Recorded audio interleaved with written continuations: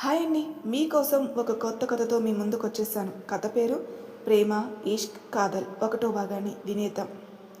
అతను ఒక college professor. తండ్రి లేడు. ఒక తమ్ముడు ఒక చెల్లున్నారు. అతని తండ్రి చనిపోతూ తమ్ముడు చెల్లెల్ని ప్రయోజకుల్ని చేయమని మాట తీసుకున్నాడు. తండ్రికిచ్చిన మాట నెరవేరే వరకు అతను పెళ్లి చేసుకోకూడదని అనుకున్నాడు. కానీ అనుకోని పరిస్థితుల్లో పెళ్లి చేసుకోవాల్సి వస్తే అప్పుడు అతను ఏం చేశాడు? ఇక హీరోయిన్, ఆమె ఒక స్టూడెంట్. అతను చెప్పే కాలేజీలోనే చదువుతుంది. తండ్రి ఒక పెద్ద బిజినెస్ మ్యాన్. డబ్బు ఉంది అని పొగరు, అహంకారం కూడా బాగానే ఉన్నాయి. తను ఏమి అనుకున్నా అది జరిగి తీరాల్సిందే. తండ్రికి కూతురంటే పంచప్రాణాలు. తండ్రి కూడా కూతురు ఏం చెప్తే అది చేసేస్తాడు. అతను ఆమె చదివే కాలేజీలో జాయిన్ అయ్యి 6 నెలలు అవుతుంది. చూడగానే బాగా నచ్చేశాడు. ప్రేమ అని అతను వెంట పడింది. పెళ్లి చేసుకోమంది. అతను ససేమిరా కాదన్నాడు. మరి అప్పుడు ఆ అమ్మాయి ఏం చేసిందో? అతని పెళ్ళయిందా? పెళ్ళైతే వారి జీవితం ఎలా సాగింది? అసలు పెళ్లి చేసుకోవడానికి ఆ అమ్మాయి ఏం చేసింది? అతని ప్రేమ గెలుచుకుందా, లేక అతని కోపాన్ని చవిచూస్తుందా? అతను తన తండ్రికి ఇచ్చిన మాట నిలబెట్టుకుంటాడా? వీటన్నిటికీ సమాధానం కావాలంటే మనం స్టోరీ వినాల్సిందే. రండి కథలోకి వెళ్దాం. అప్పుడే పూజ చేసుకొని హారతిచ్చి పూజ గది నుండి బయటకొచ్చి, అమ్మా అనిత, ఇంకా లేగలేదా? అన్నయ్య జాగింగ్ నుండి వచ్చే టైం అయింది. అన్నయ్య అని మాట వినపడిందో వెంటనే ముసుగు తన్ని పడుకునున్న అనిత, అమ్మో అన్నయ్య వచ్చేస్తాడు అని గబగబా బాత్రూంలోకి దూరింది ఫ్రెష్ అవడానికి. ఇంతలో బయట నుండి అమ్మా కాఫీ అంటూ పెద్దగా పిలుస్తూ లోపలికి తన అన్నతో కలిసి వచ్చాడు సూర్య. అరే సూర్య, అన్నయ్య కూడా వచ్చాడా నీతో పాటు? ఇద్దరికి తీసుకుని వస్తాను కాఫీ అని వంటగదిలో నుండి అడిగింది లక్ష్మి. అమ్మా, ఇద్దరికి తీసుకునిరా. ఇంకా చెల్లి లేగలేదా? ఎక్కడ కనబడట్లేదు? బాత్రూంలో ఉందిరా, మీరు వస్తారని చెప్పేసరికి లెగిసి బాత్రూంలోకి దూరింది. అది ఎప్పుడూ అంతే కదా, మేము వచ్చినట్టు మాకు దాని విశ్వరూపం అన్నయ్యకి చూపిద్దాం, అది చాలా మంచిది అనుకుంటున్నాడు అన్నయ్య. ఇంతలో పైనుండి, లక్ష్మి, నాకు కాఫీ కావాలి, తొందరగా ఇవ్వు, లేకపోతే నీ ముద్దుల పెద్ద కొడుకు వచ్చాడంటే ఇప్పటి వరకు పడుకున్నందుకు కాలేజీలో తీసుకోవాల్సిన క్లాస్ ఇప్పుడు నాకు తీసుకుంటాడు తడబడుతూ. ఏంటే డూ డూ అంటున్నావు? తర్వాత ఏంటో చెప్పు. ఏమ్మా, అన్నయ్యని చూసేసరికి నోటికి తాళం పడిందా? నేను ఓపెన్ చేయన తాళం అన్నాడు సూర్య కళ్ళతోనే సూర్యాన్ని కొట్టేటట్టు చూస్తూ. నీ పని తర్వాత చెప్తాను అని సైగ చేసి, అది పెద్దన్నయ్య, నేను రాత్రి 12 గంటల వరకు చదువుకుని పడుకున్నాను, అందుకే నాకు మెలకువ రాలేదు. ప్లీజ్ అన్నయ్య, ఈ ఒక్కరోజుకి క్షమించు అని డ్రామా మొదలుపెట్టింది అనిత. అనిత డ్రామా చూసి వస్తున్న నవ్వుని ఆపుకుని సీరియస్గా ముఖం పెట్టి, నీకెన్నిసార్లు చెప్పాలి? పొద్దున్నే లెగిసి కాలేజీకి వెళ్ళేలోపు అమ్మకి సహాయం చేయమని. ఒక్కరోజు కూడా అమ్మకి హెల్ప్ చేయవు. ఎప్పుడు ఇలా అయితే ఎలా? నువ్వు ఇప్పుడు పనులు నేర్చుకుంటేనే రేపు పెళ్ళయ్యాక అత్తగారింట్లో పనులు చేసుకోగలవు. లేకపోతే రేపు నిన్ను చూసి అందరూ అమ్మని అంటారు. అన్నయ్య ప్లీజ్ అన్నయ్య, ఈ ఒక్కరోజుకి నన్ను క్షమించు. రేపటి నుండి నేను అమ్మకి హెల్ప్ చేస్తాను. ఇప్పుడు కాలేజ్కి టైం అవుతుంది, నువ్వు వెళ్ళి రెడీ అవ్వన్నయ్య అని టాపిక్ డైవర్ట్ చేస్తుంది. సరేలే, వెళ్ళి కాఫీ తాగు, నేను రెడీ అయి వస్తాను, అందరం కలిసి టిఫిన్ చేద్దాం అని రెడీ అవ్వడానికి రూమ్లోకి వెళ్ళిపోయాడు అతను రూమ్లోకి వెళ్ళిపోగానే, అమ్మయ్య ఈరోజు తప్పించుకున్నాను అని అనుకుని, అయినా అమ్మ, అన్నయ్య రేపు అన్నయ్యని పెళ్లి చేసుకుని వచ్చే ఆ అమ్మాయి పని అయిపోతుందేమో అమ్మ, పాపం ఎక్కడుందో ఆ అమ్మాయి అంటుంది. అమ్మా చంటి, టైం 8 అవుతుందే, కాలేజీకి వెళ్ళాలి కదా, తొందరగా లెగ్సి ఫ్రెష్ అయ్యి రా తల్లి, నాన్నగారు రెడీ అవుతున్నారు. నీకు తెలుసు కదా, నువ్వు రాకుండా నాన్నగారు టిఫిన్ చేయరని. ఇంకా ఈరోజు ఆఫీస్లో ఏదో మీటింగ్ కూడా ఉందంట, అందుకేనే నువ్వు తొందరగా రా అనేసి టిఫిన్ తయారు చేయడానికి వెళ్ళింది జయంతి. రాజశేఖర్ పై నుండి వస్తూ, జయంతి టిఫిన్ రెడీ అయిందా? ఆఫీస్కి లేట్ అవుతుంది అంటూ వచ్చి డైనింగ్ టేబుల్ దగ్గర కూర్చుంటాడు. ఇంకా చంటి కిందికి రాలేదేంటి? కాలేజీకి వెళ్ళదా? ఇప్పుడు లేపు వస్తున్నానండి. అసలు దానికి మీ గారాభమే బాగా ఎక్కువైపోయింది. ఇలా 8 గంటల వరకు పడుకుంటే రేపు అత్తగారింట్లో ఎలా ఉంటుందో తలుచుకుంటేనే భయం వేస్తుంది. ఇంకా మీ గారాభం తగ్గించాలి. మీరు అది తానా అంటే తానా, తందానా అంటే తందానా అన్నట్టు చేస్తున్నారు. అది ఏదంటే అది జరిగిపోవాల్సిందే, అలా తయారైంది అని అనుకుంటుంటే, అబ్బా జయంతి ఇంకాపు, ఏంటి పొద్దున్నే నీ గోలా? అయ్యో నా చంటి ఇంకా చిన్నపిల్ల, టైం వచ్చినప్పుడు అదే చేసుకుంటుందిలే. ఇంకా నీ గోల ఆపి నాకు టిఫిన్ పెట్టు. ఏంటి నాది గోలనా? అవునులే, మీకేం తెలుసు నా భయం? చంటి, ఇంకా ఏమీ చిన్నపిల్ల కాదండి. ఇంకా 6 నెలల్లో చదువు కంప్లీట్ అవుతుంది. అప్పుడు పెళ్లి చేయాలి కదా. మీరు చిన్న పిల్లాని వెనకేసుకుని వస్తే అది మగరా ఇలా తయారవుతుంది. చంటి కాలేజీలో వేసే వేషాలు ఎవ్వరికీ తెలుసు అని చంటి గురించి చెప్తుండగా, ఏంటమ్మా పొద్దున్నే నాన్నగారి బుర్ర తింటున్నావు? ఈరోజు ఏం టిఫిన్ చేయలేదా అని అంటూ కిందికొచ్చింది చంటి. ఏం లేదు చంటి, మనకి రోజు పొద్దున్నే ఉండే గొడవే కదా. ఓహో, అయితే మీకు టిఫిన్ పెట్టకుండా నా గురించి అన్నమాట మీ బుర్ర తింటుందమ్మా అని అంటుండగా నెత్తి మీద ఒక మొట్టికాయ ఇచ్చి, ముందు టిఫిన్ చేయవే, చాలా మాట్లాడుతున్నావు అంటుంది. ఆ మాటకి తండ్రి కూతురు ఇద్దరు ఒకరినొకరు చూసుకొని గట్టిగా నవ్వుతారు. ఎందుకమ్మా నా గురించి రోజు నాన్నగారి బుర్ర తింటావు?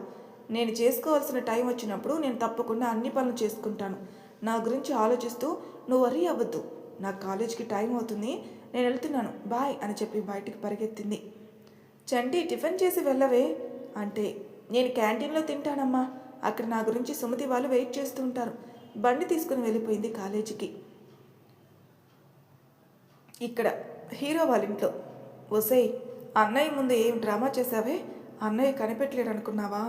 అన్నయ్యకి నీ వేషాలన్నీ తెలుసు కానీ ఏమీ తెలియనట్టుంటాడు.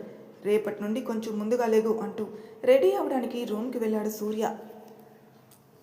సూర్య ఎంసీఏ చేసి సివిల్స్కి ప్రిపేర్ అవుతున్నాడు. అనిత ఎంబీఏ ఫస్ట్ ఇయర్ చదువుతుంది వాళ్ళ అన్నయ్య పనిచేసే కాలేజీలోనే. అతను రెడీ అయ్యే రూమ్ నుండి బయటకు వస్తుంటే లక్ష్మి అలాగే చూస్తూ ఉంది. అనిత వాళ్ళ అమ్మని చూసి, ఈరోజు అన్నయ్య ఈ డ్రెస్లో చాలా అందంగా ఉన్నాడు కదమ్మా. అవును అనిత, చాలా బాగున్నాడు, నా దిష్టి తగిలేలా ఉంది అనుకుంటుంది. నిజంగా అమ్మ, అన్నయ్య చాలా అందంగా ఉంటాడు, అచ్చం లలితమ్మలాగా. నాకు సూర్య అన్నయ్యకి నాన్నగారి పోలికలు వచ్చాయి కానీ అన్నయ్యకి మాత్రం లలితమ్మ పోలికలే. అందుకనే అంత బాగుంటాడు అన్నయ్య.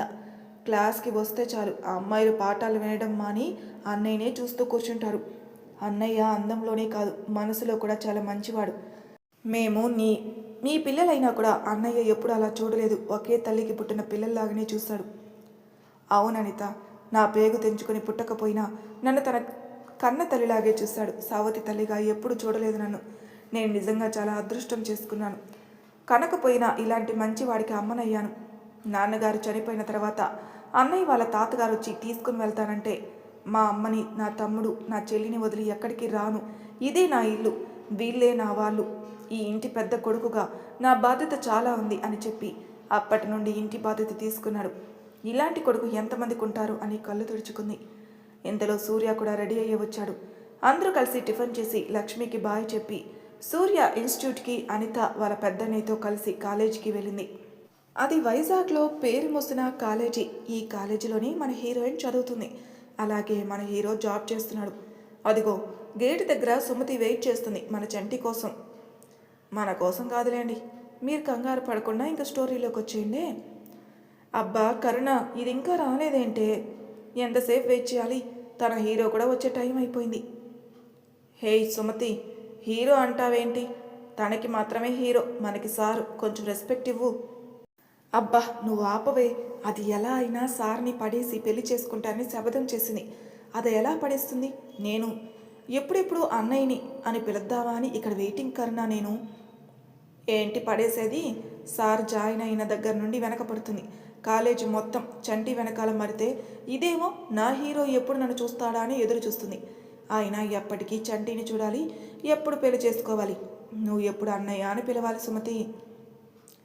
ఇప్పుడు నువ్వు అన్నమాట ఒకసారి వెనక్కి తిరిగి చెప్పవే, అప్పుడు నేను చెబుతాను అన్నయ్య అని ఎప్పుడు పిలుస్తావా అని అంటుంది సుమతి. అమ్మో, ఆ రాక్షసు వచ్చేసిందా? నా మాటలు వినదా? వింటే ఈరోజు నా పని అవుట్ అని అనుకుంటూ వెనక్కి తిరిగి కోపంగా ఉన్న తన ఫేస్ చూసి, హిహిహిహి, ఇప్పుడే నువ్వు ఇంకా రాలేదేంటి? సార్ వచ్చే టైం అయిందని అనుకుంటున్నాం, ఇంతలో నువ్వు వచ్చేసావు అని అంది కరుణ. ఇంక చాలా ఆపు, నేనంతా విన్నాను. ఇప్పుడు చెప్తున్నాను విను. సెకండ్ ఇయర్ అయ్యేలోపు నేను ఏం చేసైనా సార్ని పెళ్లి చేసుకుంటాను. ఇదే నా ఛాలెంజ్. హే చంటి, నేను జోక్ చేశాను రా. నువ్వు ఈ విషయంలో ఎంత సీరియస్తో తెలుసు కూడా అలా మాట్లాడాను. ప్లీజ్ రా, నువ్వు బాధపడమాకు అంటుంది కరుణ. హే చంటి, నీ హీరో వస్తున్నాడే, నువ్వు చూసుకో, మేము ఇంక క్లాస్కి వెళ్తాం. పదవే కరుణ, మన క్లాస్కి వెళ్దాం అంటుంది సుమతి. అతను బైక్ పై వస్తుంటే అలాగా చూస్తూ ఉండిపోయింది. అతను బైక్ పార్క్ చేసి స్టాఫ్ రూమ్లోకి వెళ్ళబోతుంటే అప్పుడు తేరుకుని గబగబా పరిగెత్తుతూ, సార్ ఒక్క నిమిషం అని పరిగెత్తుకుంటూ వెళ్ళి అతని ముందు నుంచుని, ఏంటి సార్, నేను మీకోసం వెయిట్ చేస్తుంటే మీరు అసలు నన్ను చూడకుండా వెళ్ళిపోతున్నారు. ఇదేం బాగలేదు సార్. నేను 6 నెలల నుండి మీ వెనక తిరుగుతుంటే అస్సలు పట్టించుకోరే. అసలు ఏమనుకుంటున్నారు? ఆస్తి అందం ఉన్న అమ్మాయిని మీ వెనక తిరుగుతూ ఉన్నాను, అయినా కన్నెత్తి చూడరు. మాట్లాడదామంటే సబ్జెక్ట్ గురించి తప్ప ఇంకే విషయం గురించి మాట్లాడరు. సార్ నేను మీతో మాట్లాడాలి. ఎప్పుడు మాట్లాడదాం, టైం చెప్పండి అని అంటుంది. అతను ఒకసారి పైనుండి కిందికి చూసి ముఖం తిప్పుకొని పక్క నుండి స్టాఫ్ రూమ్కి వెళ్ళిపోతాడు. సార్ అలా వెళ్తుండడం చూసి బాధగా, నేను ఎంత మాట్లాడదామని చూసినా ఈయన ఒక్కసారి కూడా మాట్లాడు. ఎలాగా? అయినా ఒకసారి ఆయనతో మాట్లాడాలి. మాట్లాడే ఛాన్స్ వస్తే బాగుండు. దేవుడా, ఎలాగైనా ఒక దారి చూపించి నాకు నీకు 11 కొబ్బరికాయలు కొడతాను అని మొక్కేసుకుని అంతలో ఏదో గుర్తుకొచ్చినట్టు, అమ్మో ఫస్ట్ అవర్ అసలే మా ఆయనదే, క్లాస్కి లేట్ అయితే క్లాస్కి అలో చేయదు అని క్లాస్కి పరిగెత్తింది. క్లాస్ స్టార్ట్ అయింది. అతను క్లాస్కి వచ్చాడు. తన పని క్లాస్ చెప్పడమే అన్నట్టుగా చాలా సీరియస్గా క్లాస్ చెప్తున్నాడు. అందరూ చాలా శ్రద్ధగా క్లాస్ వింటున్నారు, మన చంటి తప్ప.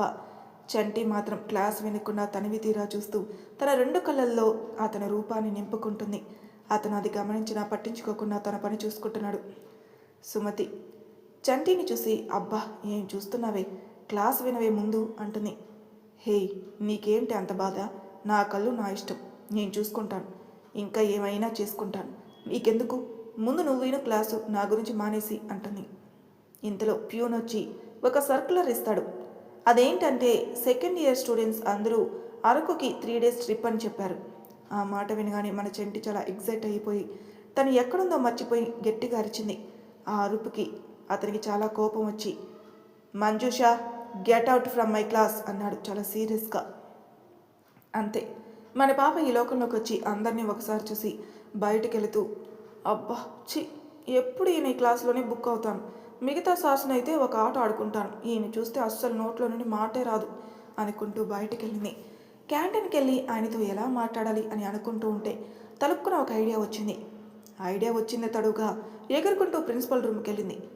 సార్, మీరు నాకు హెల్ప్ చేయాలి, లేకపోతే నా గురించి మీకు తెలుసు కదా, నేనేం చెప్పినా మేడం నమ్మేస్తారు, ఇంకా మీకు ఇంట్లో ఫుడ్ ఉండదు, మీరు నాకు హెల్ప్ చేస్తారా లేక మేడంకి కాల్ చేయనా అంటుంది. ప్రిన్సిపల్ దండం పెడుతూ, అమ్మ వద్దు తల్లి, మొన్న నువ్వు చేసిన పనికి బతిమలాడలేక నా తల ప్రాణం తోక్కొచ్చింది, నువ్వు ఏం చెప్పినా చేస్తాను, ఏం చేయాలో చెప్పు. అది ఈ మంజు అంటే, ఎవరికైనా భయం ఉండాలి. అదేంటంటే అరకు ట్రిప్కి ఆ సార్ తప్పకుండా రావాలి, మీరేం చేస్తారో నాకు తెలియదు సార్, వచ్చి తీరాలి అని బయటికి వెళ్ళిపోయింది. అబ్బా ఏం పిల్లరా బాబు, ఏం ఆడుకుంటుంది అసలు, ఫ్రెండ్ కూతురు అయిపోయింది, ఏమన్నా అందామన్నా కూడా. అయినా ఎంత అల్లరి చేసినా ఎవరికి ఇవ్వాల్సిన గౌరవం వాళ్ళకి ఇస్తుందిలే. ముందు మంజు చెప్పిన పని చేయాలి అని అనుకుంటూ ప్యూర్ని పిలిచి ఆ సార్ని పిలువు అని పంపిస్తారు. విన్నారు కదండి. సో ఇది ఇంట్రడక్షన్ పార్ట్. ఇప్పటికే మీకు ఒక ఐడియా వచ్చేస్తుంటే అది స్టోరీ ఏమండి. హీరోయిన్ పేరేంటో తెలిసింది, ఇంకా హీరో పేరు తెలియాలి కదా, ముందు పాటలో మీకే తెలుస్తుంది. అంతవరకు నా ఛానల్ సబ్స్క్రైబ్ చేయని వాళ్ళు ప్లీజ్ సబ్స్క్రైబ్ చేసుకోండి, లైక్ చేసి షేర్ చేయండి. Thank you for listening.